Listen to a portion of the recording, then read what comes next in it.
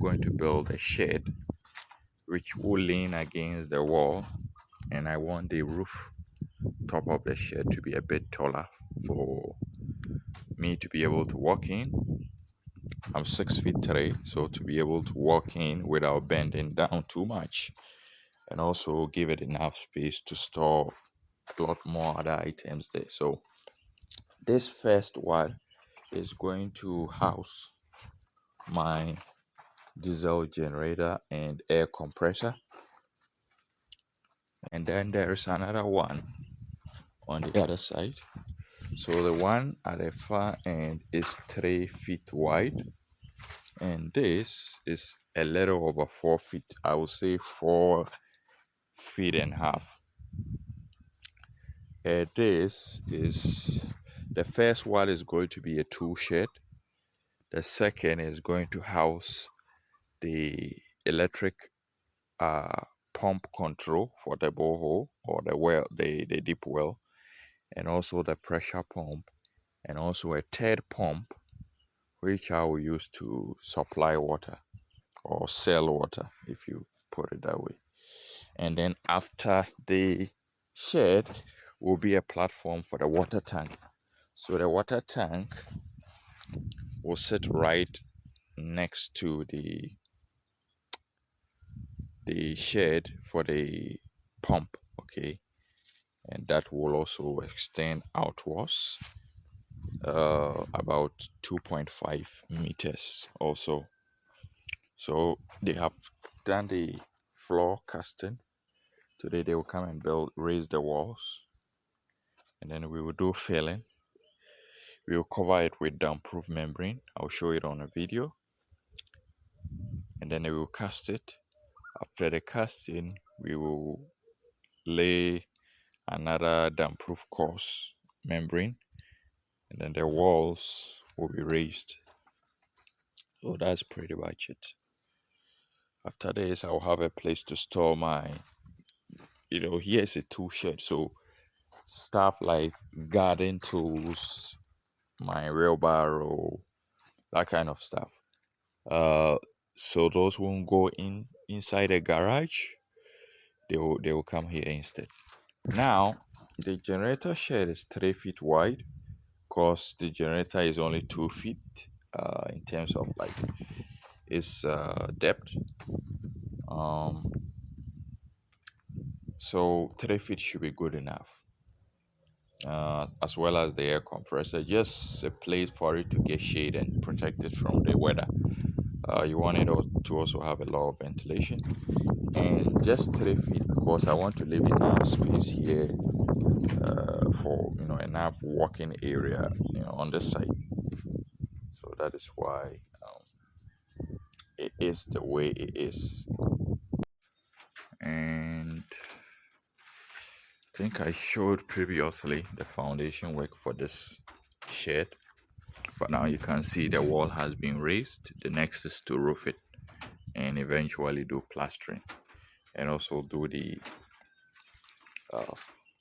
electricals wiring inside. But you can see all the block works is now completed. This is the damp-proof membrane, and I'll cut the excess off now that it is done. So they did raise the foundation, cast it, and then they raised the wall. And I'm going to roof it inwards so you can see the pitch of the roof. I don't want the roof to be exposed at the back of the wall, so you can see where we raised the pitch up to. It'll be concealed. You won't see it when you stand outside. So this one was where I'll store my generator and air compressor. And you can see the back we've done filling of the ground. We have a bit more to do at the end there, and then to the entire left side of the building.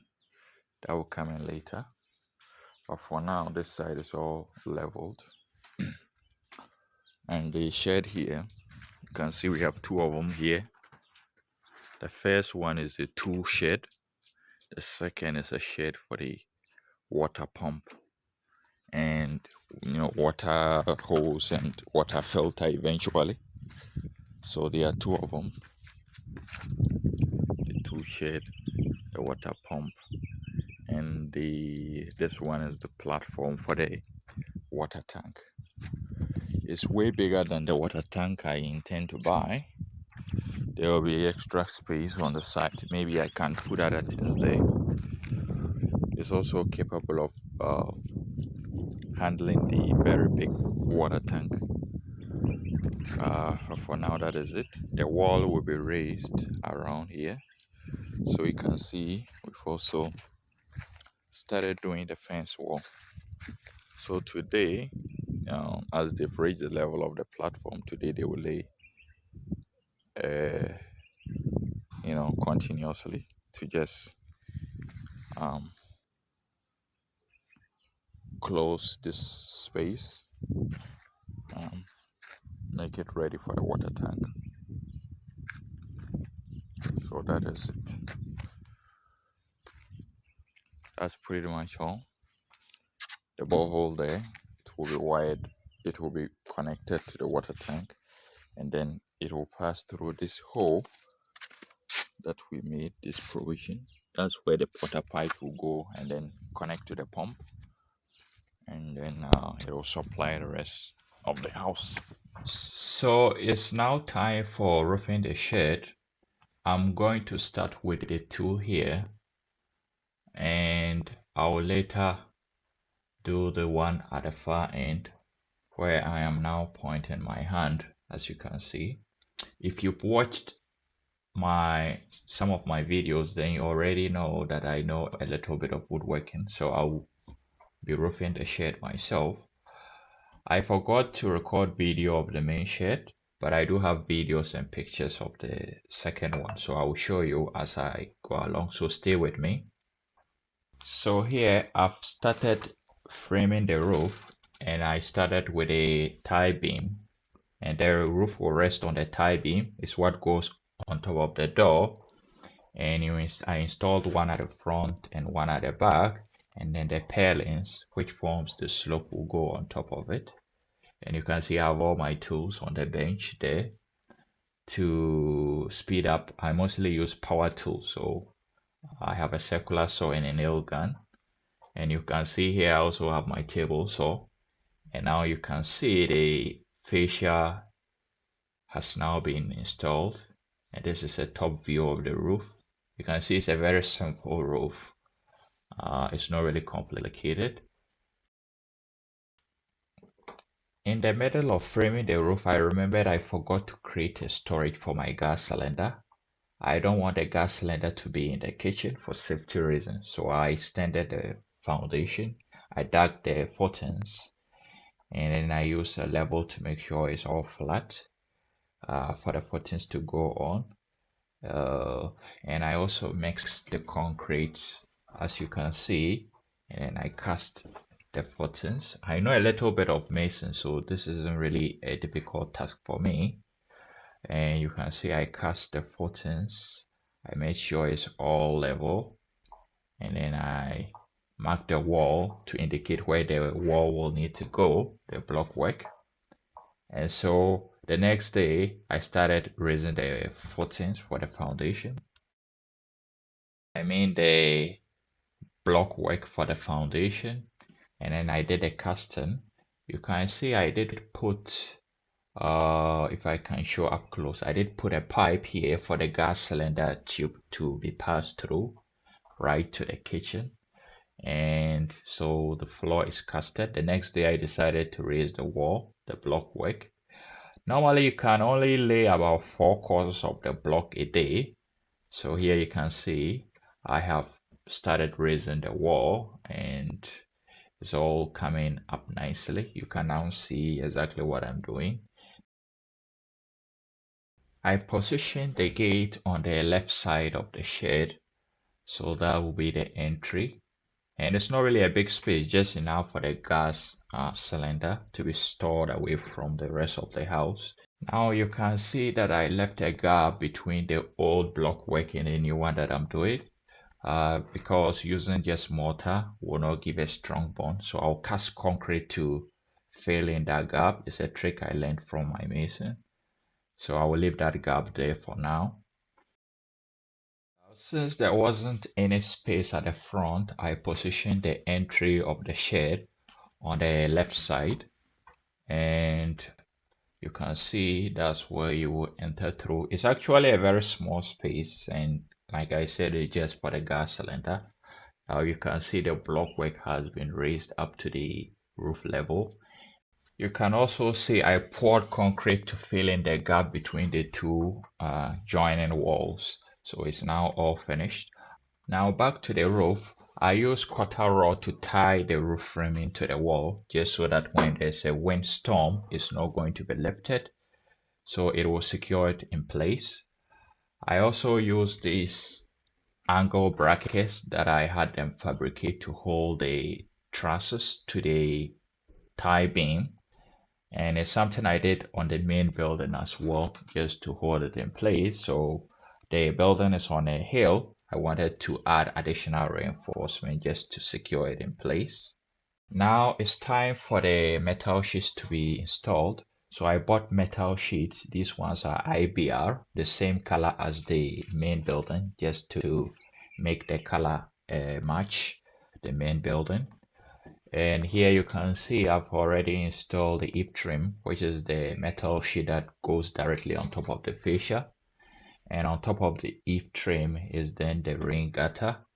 Now I made the dropout, so you can see I cut the metal sheet to form the dropout, and I folded it into the cylinder shape, and then I cut, the wings you see on top of it, and you can see this is the final look of the dropout. And I installed it just to test it to make sure it will work. To finally install it, you put silicone just to seal all the gaps, just so that water doesn't leak. And this is how the dropout, goes into the rain gutter. This is how it looks from the bottom. To finish up the rain gutter, I installed metal strips using a rivet. And here is a short video.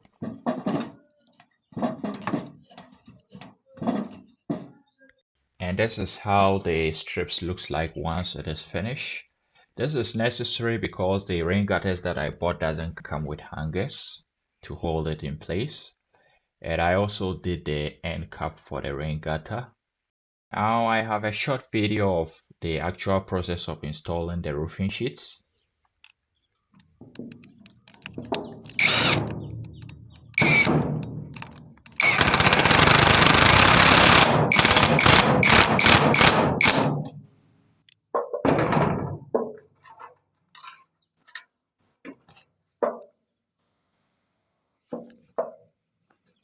So here you can see I'm almost done with the roofing sheets. What remains is now the L flashing to seal the gap between the roofing sheet and the wall.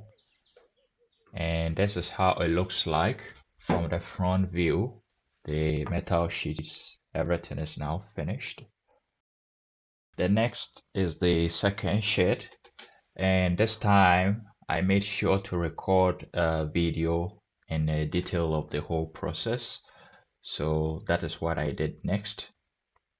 All right, so I'm roofing the shed and I'm going to walk you through the process. The first thing is to put a beam over the span of the opening, and the back will be a single 2x4. The front will be double 2x4, and it will be sandwiched together to form a stronger beam due to the span. Now I have installed all of the rafters to hold the front and the back beam together. The rafter is what determines the slope or the pitch of the roof. Of course, this is a simple roof. A bigger roof will require a much more complicated rafter construction. The next thing is to install the purlins on top of the rafters.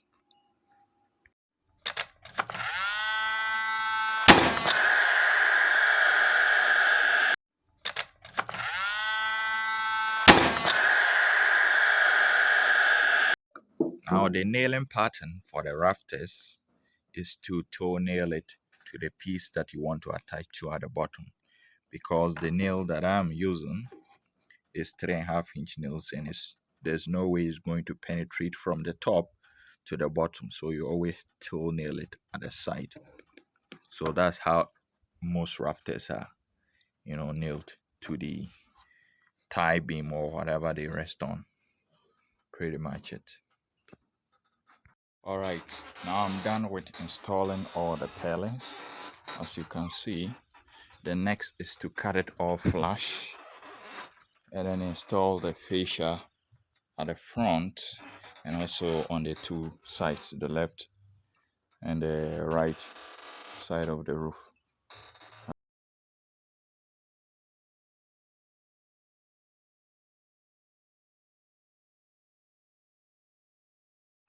All right, so now I have all the fascia installed at the front and also on the sides. So on top of these fascia is where I'll install the eave trim, which is the metal sheets to cover the fascia, and then the rain guarder will come in, and after that will be the main roofing sheets. So it's all coming together nicely.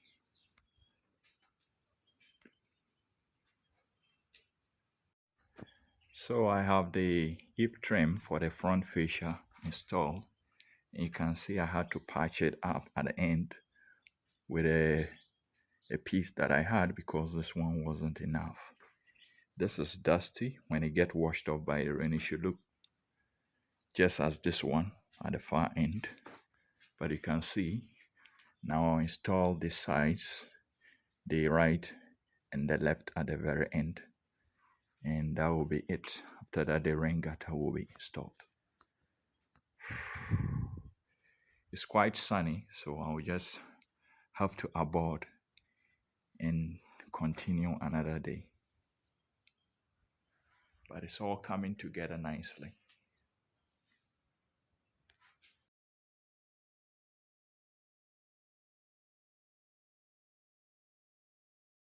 So now the rafters is on. I have installed the eave trim, and this is the detail for the eave trim, right? I bend it to the side of the fascia, and once I install the roof, the side eave trim is designed to cap on top of the edge of the sheet just so that you don't see the edge. So that will come in later. But then before that, this is the detail I do on the side. And the rain gutter comes at the top. So let me show you how the rain gutter is installed at the very top. So there it is. So you can see the rain gutters come with this part straight, right? So I bend it 90 and screw it, or you nail it, whatever method you use. I prefer screws. So I screw it, the bend, to the very top. And now what I'm going to do is to install a strip of the sheet to the edge and nail it here just so that it holds this gather from like wobbling, gives it a bit of rigidity. So when it's filled with water, it's not going to bend and pour down there. So that's the next thing I will do. After I'm done with that, then I will do the edge detail of the rain gutter. But one thing that I forgot to do is to drill in the drain holes.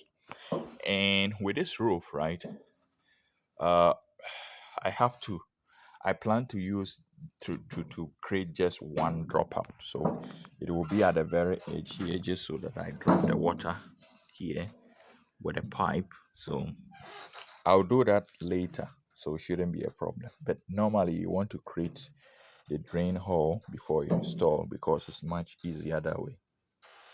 So the next thing that I'm going to do is to install a strip of the sheet to hold this side to this, and then I will begin the roofing of the roof with the metal sheets.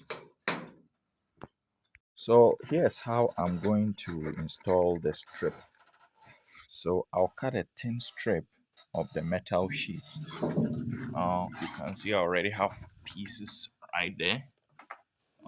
So I'll cut a thin strip. I will show you in a bit how I do it, and then I'll use this nail to punch a hole in the edge of the rain gutter, and then I'll use this rivet and my rivet gun to install this rivet to hold it, and the part that will go here, that one I'm going to use screw, but here, because it's a metal sheet, I will hold the strip to the edge using a rivet. So that's how it works. I will show you once I get it in place. So you can see I have about 5 strips, and I'll use a nail to punch a hole at the front and the back. The front will be used for the rivet, and the back is where I will screw to the palings to hold it in place. So I'll show you how I do that. So now I have the rivet holes created in the strip and also on the edge of the ring gutter. I just used a nail and a hammer to create a hole, and this is how you install the rivet. You put it in the strip and put it in the hole, and then you use the rivet gun. Here's my rivet gun.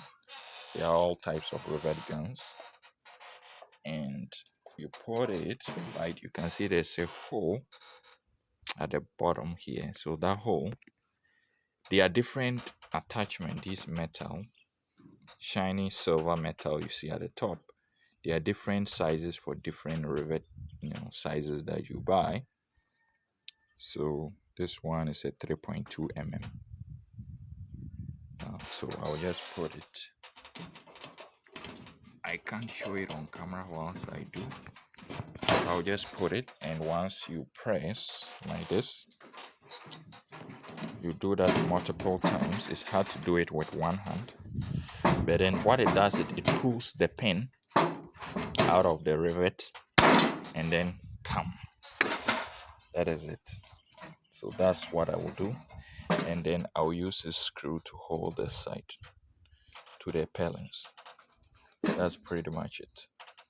So this strip will prevent the rain gutter from opening up like this. It will hold it in place. Sometimes these rain gutters, I think what you find on the market, these local ones are a bit different, but the ones you sometimes find on the market do come with a bracket, so you don't have to do any of these shenanigans. But this is how we do it locally, so that's how you get it in place.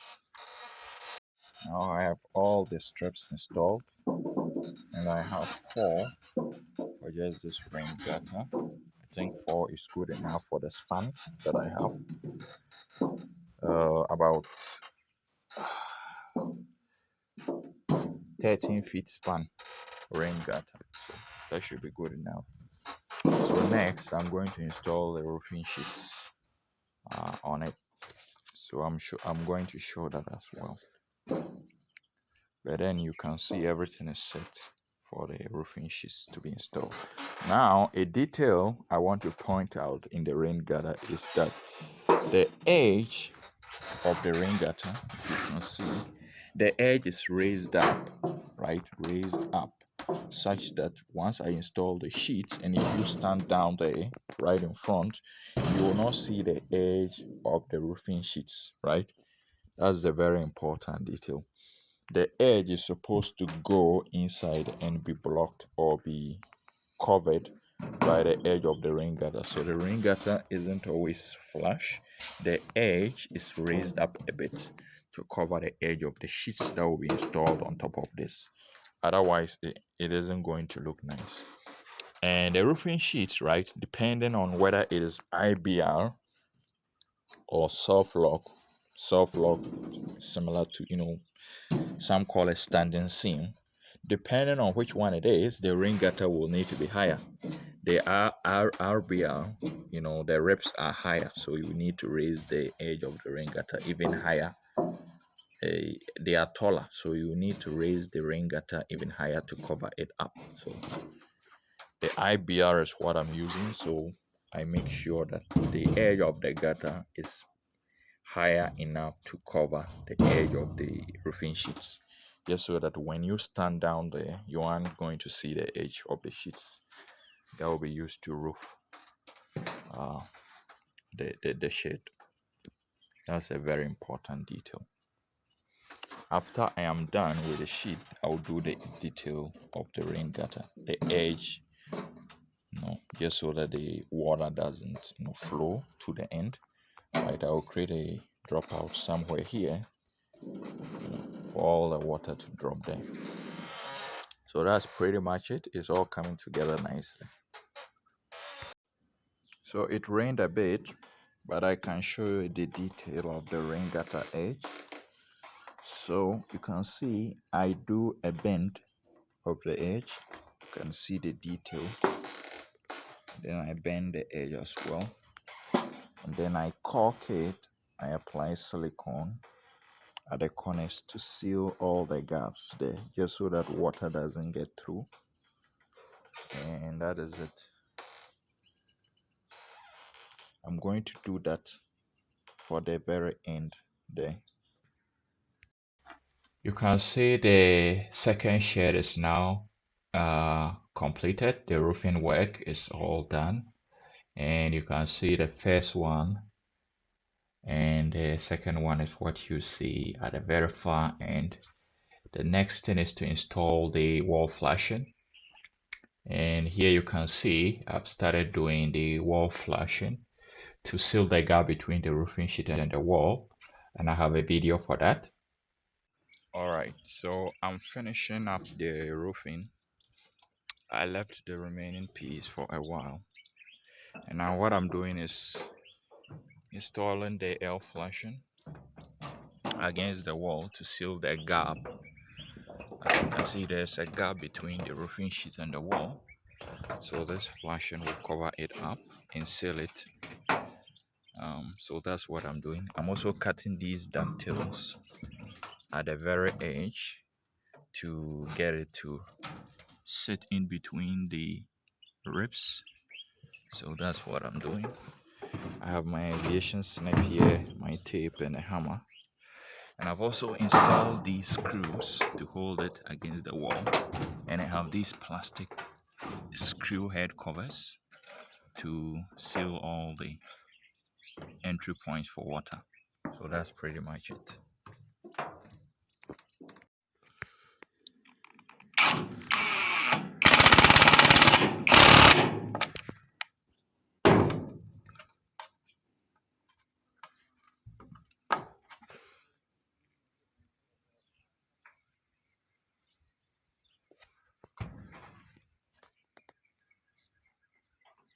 Now after roofing the two sheds, I decided to make a temporal door for one of the sheds just so that I can store some items in there. I decided to build a temporal door for this one, and already you can see there are some items in here. I'll first need to clean it all up and then I can begin the framing. And to do that, I have a couple of tools here. My nail gun as always. I also have a circular saw, my pry bar, and an impact screwdriver, and a number of other tools. I'm done with cleaning the shed, and it's now time to do the framing. You can see I've cleared all the debris. The door, I'm thinking of making it a 1.5 door because it spans 140 centimeters, and it's too long for a single door. It'll put too much pressure on the hinge, so I'm going to do 1.5. So it's a little over 4 feet, so I'll make it 3 feet, and then the remaining will be another door, so that will be the half. I could have made the half part of the door fixed, but I think I need to give it a lot more space so that we can pack things in here without being confined by the 3 feet door. you have to squeeze yourself in. So, and eventually the final design of the shed will be a 1.5 door. So I think doing the temporary door the same style is the best way to go. I'm going to have to check to see if I have enough hinges, but all my tools are here, so I'm going to start making the cuts and framing. I'll do a frame for the door, and then once I'm done with the door frame, I'll begin to work on the door itself. So let's get started. I unfortunately don't have video of the framing itself, but I have pictures to show the finished work. And you can see the door is now done. I use metal sheets to cover it up, same color as the roofing sheets. And then I opted for a half door because I figured the 3 feet span door was more than enough. Let's see a video of it. So now I'm done with the door. I initially wanted to make it a 1.5 door, but I later decided that making it 1 door and keeping the other side of it, which would have been a half door, fixed, was the way to go. In order to also not to have to use more hinges, and besides, 3 feet entry seems like a good enough space. It's a good enough gap for entry. And remember, this is a temporal door, right? So you can see I use wood to frame it, and then I use this aloe zinc roofing sheets to cover it. The roofing sheets are old spare that I had. It's now dirty, but once I wash it with water, it will be like the roof. So when I wash it, that will be all. All right, so that is the complete build of the shed, right from the trench to the footings to the foundation to the block work and the extension that I had to do and the roofing of the shed, the woodwork and the metal work. Uh, that is all. Now with the temporary door, it is sort of usable. I can begin to store my stuff in there. I'll make sure to record a lot more video of future builds, so pardon me for this, and thank you very much for watching.